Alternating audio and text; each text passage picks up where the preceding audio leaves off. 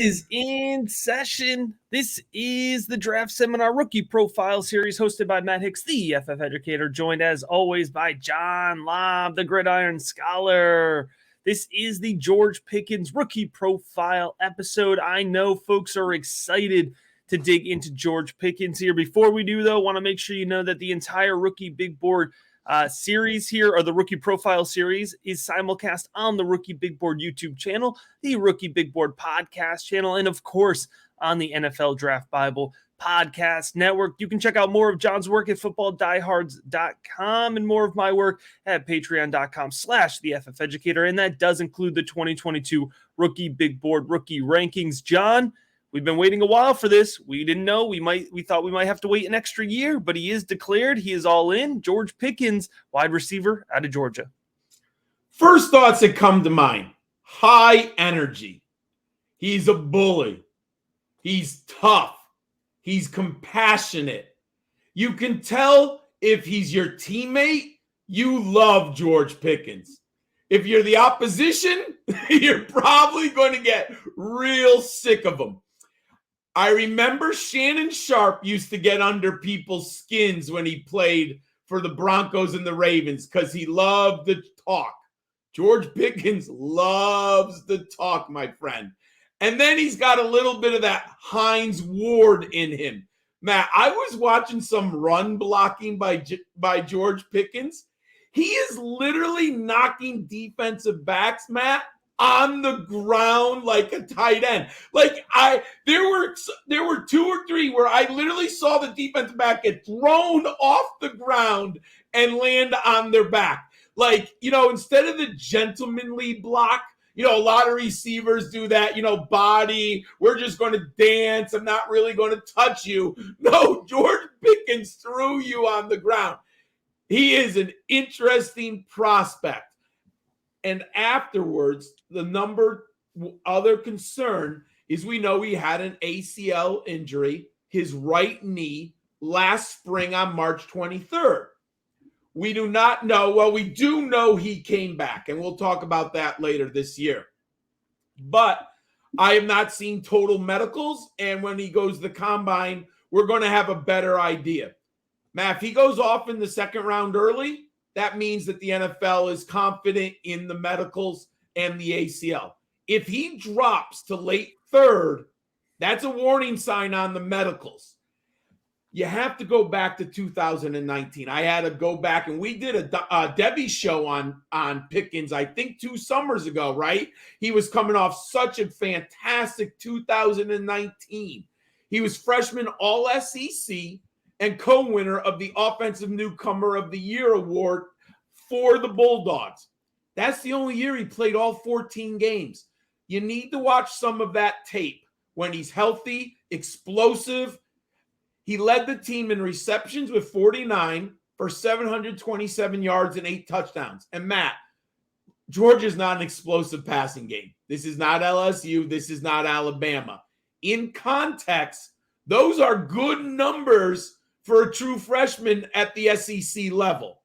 Then in 2020, if you remember, he missed 3 games that year, and they were the first 3 games of the year. So he only ended up playing 8 games. And he had a little bit of a disappointing season, 36 receptions for 513 yards and 6 touchdowns. But still, Debbie community, Dynasty community, we were still very enthralled with George Pickens' upside. Then he had the ACL injury. 8.5 months later, I give this young man credit. There probably was no real reason for him to rush to get on the field against Georgia Tech.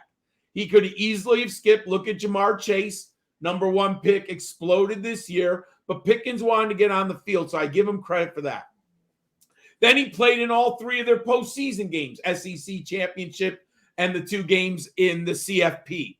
He only had 5 catches for 107 yards, so there's not a lot to look there. He did look healthy in general, but we do need to see the medicals. Go back to high school, 5-star prospect and ranked as the number 4 wide receiver in the nation.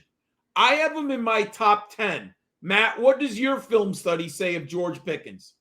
Yeah, John, Pickens is a really interesting film to view. We talk about this all the time, but it's really hard sometimes to pull the player out of the scheme, right? And that's really what you have to do when evaluating George Pickens. It does start with his hands, John. Really fantastic hands. We're talking about consistency, right? Making the easy catches, but he has great ball tracking on the off-target passes. He reacts really well to underthrown balls. You can go and watch the Missouri tape all the way back to 2020, and you can go and watch the Missouri tape there and see that great ball tracking ability on display. Contested catch ability, John. He's got a great frame. It allows him to go up and beat defenders with good vertical ability here. He has an excellent catch radius. Now, he does sometimes not establish body positioning as well as you would like to see for somebody that you would want to, almost be able to label as a contested catch monster or that kind of guy, because you flip on the highlights and sometimes that's there. But John, things like body positioning, that kind of that more maybe sometimes nuanced elements of route running and pass catching here, those are the things that you lose out on, right, when you're not on the field as much. And that's where the development slows down a little bit. Acceleration, for his size, he accelerates really, really well along the boundary. He demonstrates quickness in short space. He's going to do, John, the majority of his work before the catch. So the knock here is yards after catch ability here. He is comfortable running with the ball in his hands. He's a fluid athlete, but for the most part, he's not shaking guys in open field, right? He's going to be that guy that plays along the boundary. He's going to go up and get the ball. He's going to do his damage for the most part before the catch. John, I know we have limited numbers to go off of here, but let's dig into them. First, I want to say he is a classic X receiver. Matt, For you sure. can put him on the boundary outside the numbers. He does have quick feet. For a big man, 6'3", 200 pounds, not only is he physical, but he has very quick feet, and he can get separation off the line. But I agree with you. He's not going to get a ton of yak yards. What does my model think? 90 receptions, considering the injuries and the fact he played at Georgia, Matt, that's not that bad. We have to put it into context. If this young man had stayed healthy, I think he might be the number one receiver off the board. Because if he had another 50 catch season and he gets over 2,000 yards, the numbers look a lot different. I'm very impressed. I did not know this until I looked at the numbers. 15 yards per catch, Matt. He's getting down the field and he makes plays one-on-one down the field. He's a problem when he's one-on-one against defensive backs 20 yards down the field. 14 receptions. Scored a lot of touchdowns on only 90 receptions. Now, in order to get a better picture, I went back to the 2019 season. Catch percentage, 64%. I like that. And team aerial dominator, 23% as a true freshman in the SEC. The film, when I went back to 2019, I liked him more and more. Matt, what does the fantasy community need to know about George Pickens?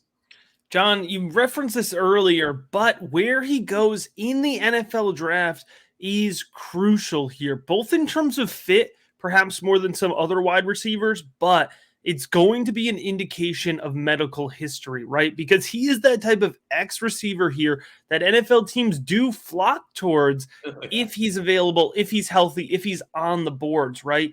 And so George Pickens, he could end up, I think his floor is wide receiver 8 for me in this draft class. His ceiling is as high as wide receiver 2 or 3. Perhaps no other receiver will be impacted more than George Pickens here during the NFL draft weekend. So it'll be a really fascinating situation to see play out. I do think he ends up here over the course of his first couple seasons landing in weekly starter territory, which for me is that wide receiver 2 range, right? Maybe wide receiver 18 some weeks, maybe wide receiver 30 some weeks, but floating in between that area, a consistent plug and play option here for your fantasy football lineups. In terms of rookie ADP here, I think it's going to end up being late first round because folks are very high on George Pickens, right? Whenever I'm doing a mock draft episode on the Rookie Big Board YouTube channel, folks are telling me I'm not high enough on George Pickens, even if I'm putting him high, right? So I even late round 1, we might get some pushback on there. Folks that want to see George Pickens mid round 1. We got to get through the NFL draft before I can push him up that high for exactly what we just talked about. And to that point, John, I think I'm going to end up with a low exposure on him. I think Pickens is a good player.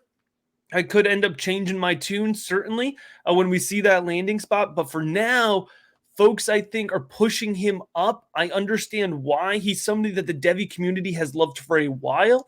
And I think that does really last in folks' minds, right? They see this guy that we fell in love with 3 years ago or 2 years ago, and now they're wondering why he isn't a top tier wide receiver option. And he could end up being there. But for now, I think I'm going to end up a little bit lower than most on George Pickens. And John, I got to make sure our listeners know you do not want to be lower on us than everybody else here, because we are dropping some great knowledge here, not just with this rookie profile here, but we're going to end up with a whole lot of rookie profiles, breaking down the best of the best, anybody you need to know here in the 2022 draft class. So make sure you're subscribed, whether you're watching, whether you're listening. We appreciate you checking out this